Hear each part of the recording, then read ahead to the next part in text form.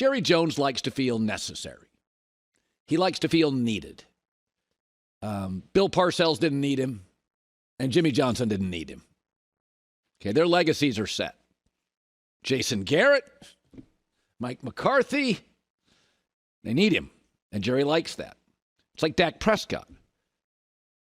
Jerry's like, I found him in the 4th round. And all Cowboy quarterbacks, Danny White, Roger Staubach at one time was the richest NFL player making his money out of football. Troy Aikman, Tony Romo, Dak Prescott, Cowboy quarterback, endorsements and wealth for life.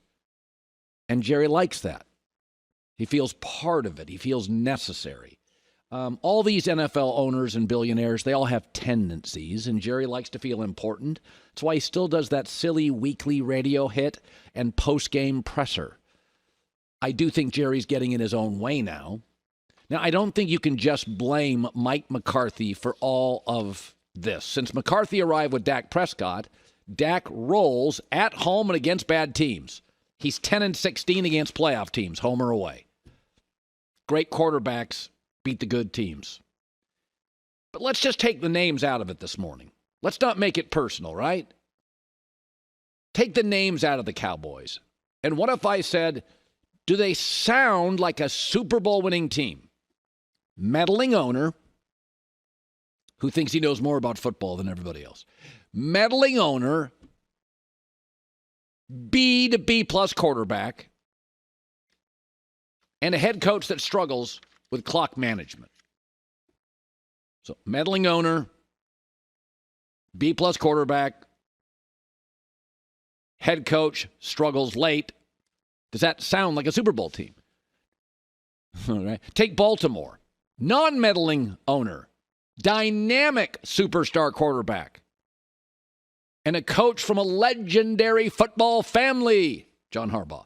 That sounds like a Super Bowl team. Dallas, to me, lacks the elements needed to be taken seriously in December and January. And again, let's go back to when Dallas was winning Super Bowls. Let's go to the terms again. Dynamic young owner. He was non-meddling. Remember, Jerry in the first 3 years did not meddle. Jimmy Johnson has said it. Jimmy did the football, Jerry did the business. So let's go back to when Dallas was winning. Let's go to their 3 elements. Dynamic, risk-taking, maverick owner. Hall of Fame coach, Hall of Fame quarterback. Jimmy Johnson, Troy Aikman. Oh, well, coincidence. It was winning Super Bowls back then. So there's 2 things Jerry has done over the last 20 years.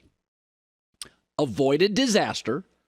They've only had 4 sub-500 seasons in 20 years, and 3 of those 4 is when Dak or Tony Romo got hurt.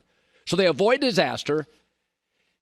And number 2 is they avoid Super Bowls.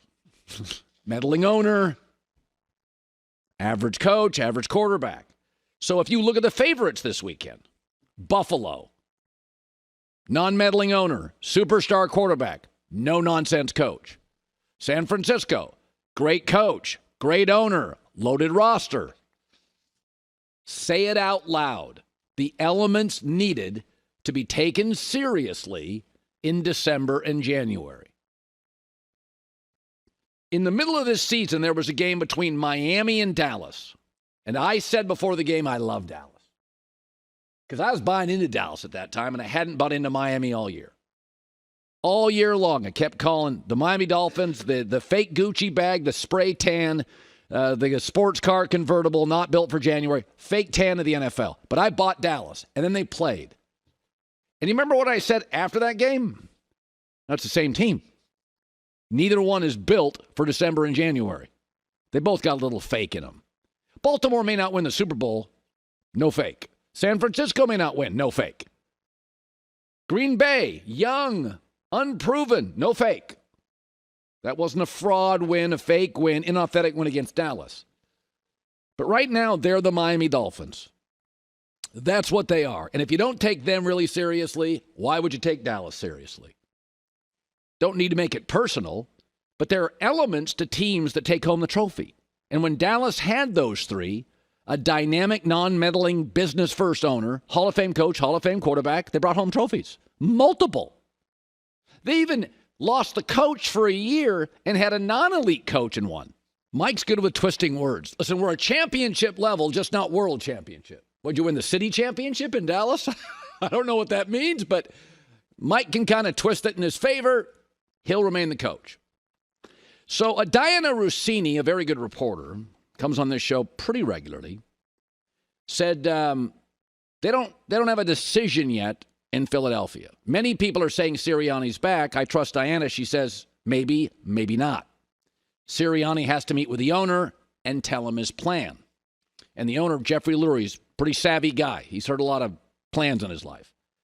So one of the things I learned this years ago from a news director I had years and years ago. Boy, I was in Vegas like 40 years ago, 30 years ago. And he said, if you ever let anybody go in the news industry, what's their market? And if they don't get hired by anybody, you made the right decision. If they get hired in a day, like Andy Reid, maybe you made the wrong decision. And so what would the market be for Nick Sirianni if he was on it to be a head coach? Not much of one. What would the market be for Philadelphia seeking head coaches? Pretty good.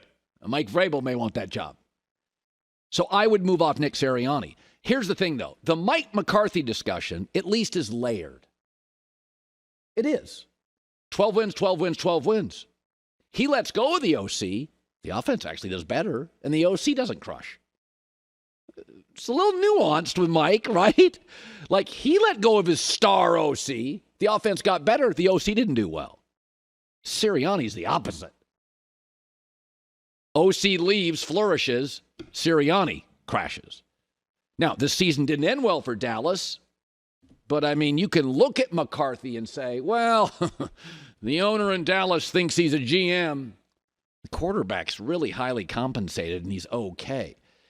But in Philadelphia, it's different. Owner, excellent. GM, beyond excellent. O-line, D-line combination, probably the best in the league. Quarterback, expensive, but in his prime. It kind of falls on Nick Sirianni to me. Again, you don't have to love McCarthy, but it's a more layered, nuanced conversation. He lost his star OC. They got better, slightly. Nick Sirianni lost his star OC, and the roof caved in. So he's going to try and sell his plan to the owner. But if you look at the last 2 years, with Shane Steichen, now the Colts coach, and without him, it's not hard to figure out. It feels very much Brandon Staley, LA Chargers vibe, where a coach can't figure out his side of the ball, and his side of the ball is the problem, not the other side of the ball. That's a problem. Fletcher Cox came out yesterday and said he's a winner. Well, Philadelphia is not bad very often, so that's lip service. Players always love their coach. To the very end, they defended Brandon Staley with the Chargers. But I will say there is good news for the Cowboys. If Sirianni's retained, at least you got a better coach than Philly. Right? Silver lining to everything. I would move off this coach. Hi, everybody. Thanks for watching. Subscribe here to get the latest from the show. Also, be sure to check out more of the best clips from The Herd or go watch a few segments from other shows on FS1.